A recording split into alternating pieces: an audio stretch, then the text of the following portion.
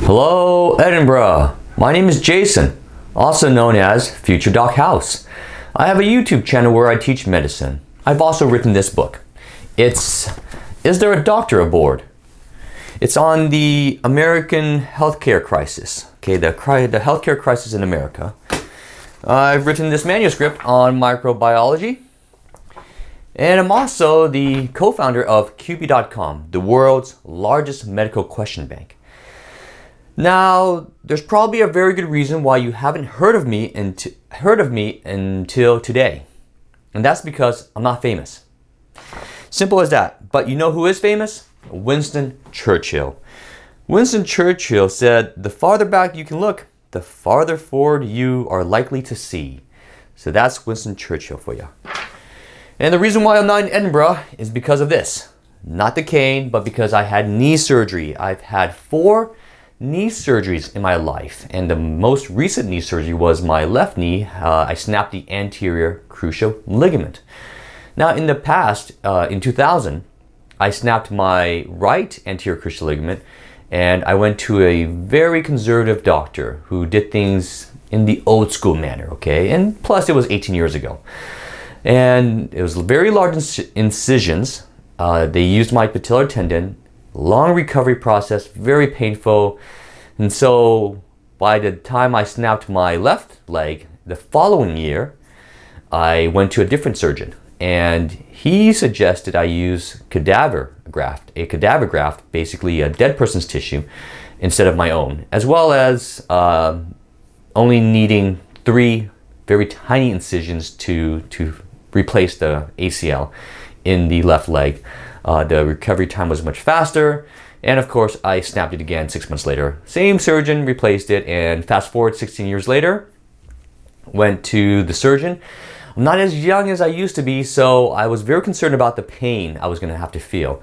But with the new technology, they were able to use my own hamstring tendon and replace the ACL with my own tissue, as well as very tiny incisions, 3 tiny incisions, and it was very successful. I'm walking again, just with a cane, and I'm here to talk to you about medical technology, the advances that has been made. So you can see through my own history, the advances of medical technology has greatly improved people's lives and patients' lives. Now let's talk about education. Back in the day, during Leonardo's time, Leonardo da Vinci, not Leonardo DiCaprio, okay?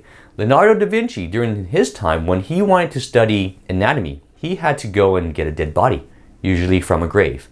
And usually that body was very, very smelly. But through technology, now in today's time, you and I can dissect a dead body using, because of formaldehyde, which preserves the tissue, as well as makes it a lot less stinky, okay? A lot less smelly. So that's another form of how technology has improved life. And of course, now we use there's something called virtual cadavers, virtual dissection, where the University of California and a university in Ohio, Case University in Ohio, they use virtual dissection. So there's no more dead bodies, no more smelly formaldehyde, no more scalpels. Trust me, if you slip using a scalpel and cut your finger, it's quite painful. So no more of that. And of course, the details are quite detailed in the virtual reality. So it's quite interesting. It's quite fascinating. And that's another example of medical technology. Now let's talk about medical education. Well, here's what happened when I was growing up. I'm not much older, okay, so no, don't call me grandpa yet. But when I had to do do some research, look something up, I had encyclopedias. And if you don't know what an encyclopedia is, it's probably because you've never seen one. These are thick volumes, and they were organized by letters, A through Z.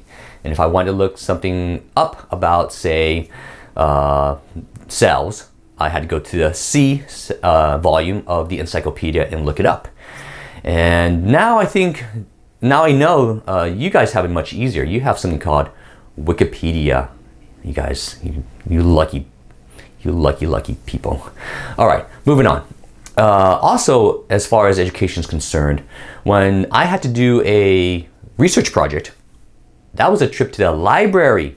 And pulling out books and going through those books to find the one or two passages from those books that pertain to my research project. Yeah, nowadays, you guys have what? Google? Journal databases where you can pull up different journals and search and use queries. Oh, you lucky people. Anyways, moving forward. Now here's why I'm bringing this up. It's because QUPI.com is trying to do something revolutionary. We're trying to revolutionize medical education. We're right now a medical question bank right now. But what we'd like to do is we'd like to have a educational platform where not just medical students, but anybody who has a desire to learn medicine can pop onto our platform and learn medicine. It makes using technology to make medical education more simple, more effective, and more not only affordable but accessible to everybody, anybody in the world. So that's the goal of QUPI, and of course my goal as well. So follow me on my journey, Future Doc House, as well as QUPI.com. Thank you for your time. Have a nice day.